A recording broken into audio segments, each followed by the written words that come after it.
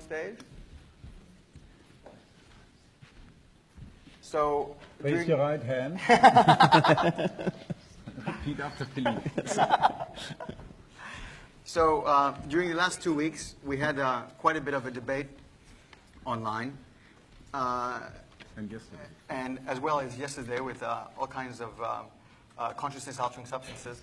And we finally decided, we all came to this consensus that in fact, now was perhaps the time to make a statement for the public, for people like Bonnie, who are not neuroscientists, but who in fact have an interest in this topic. Because as our tools are evolving very quickly, some of the conclusions we have are changing, and some of the assumptions we have made are being discarded.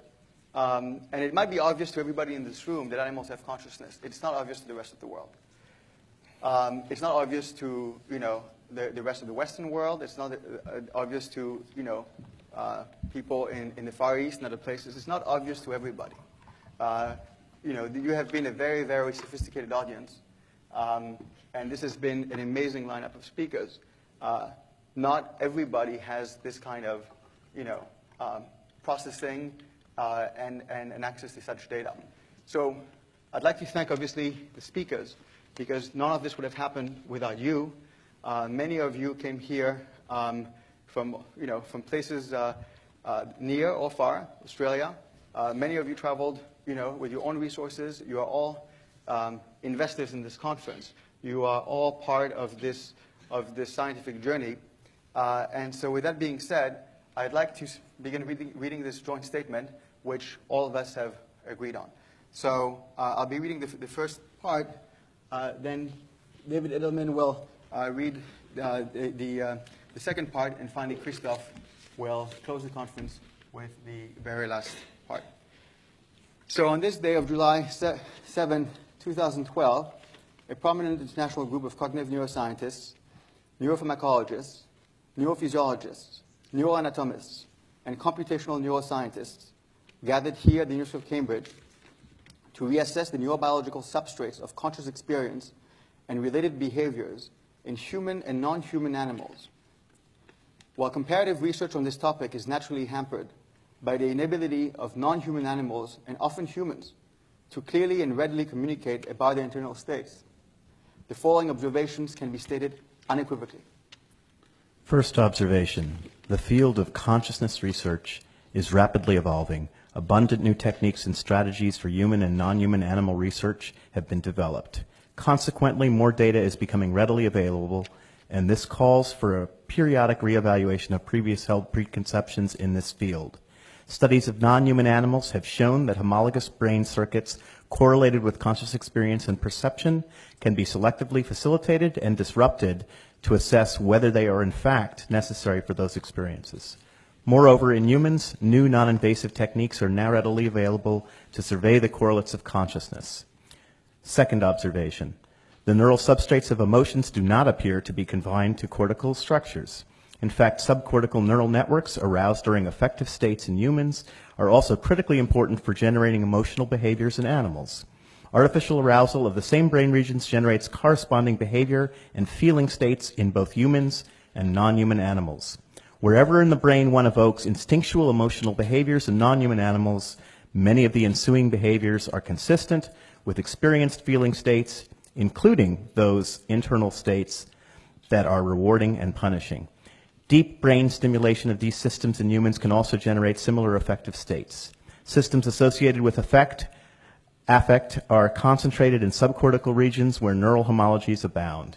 Young human and non-human animals without neocortices retain these brain-mind functions. Furthermore, neural circuits supporting behavioral, electrophysiological states of attentiveness, sleep, and decision-making appear to have arisen in evolution as early as the invertebrate radiation, being evident in insects and cephalopod mollusks, e.g. octopus.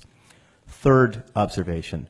Birds appear to offer in their behavior, neurophysiology, and neuroanatomy a striking case of parallel evolution of consciousness.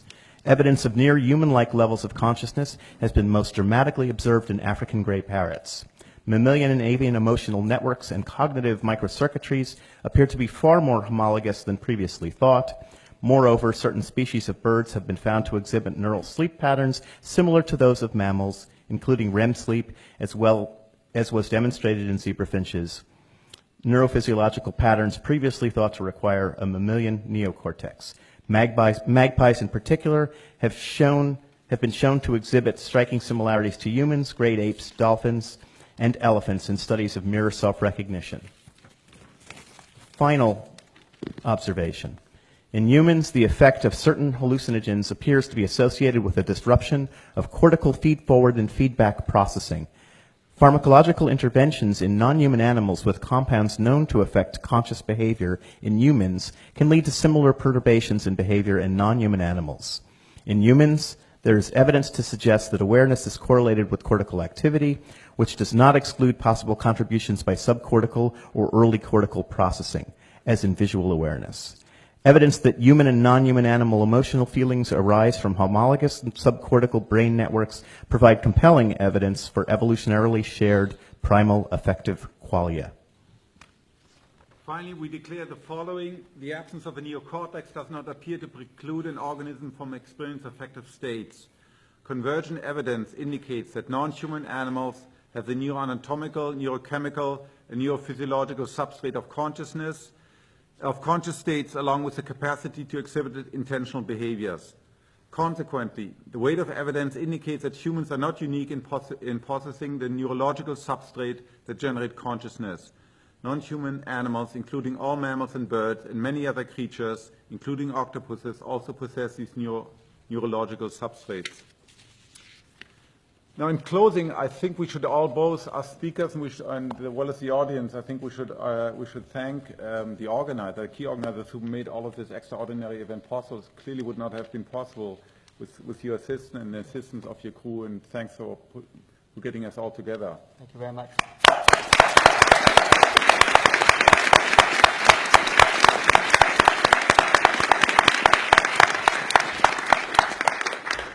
Thank you very much.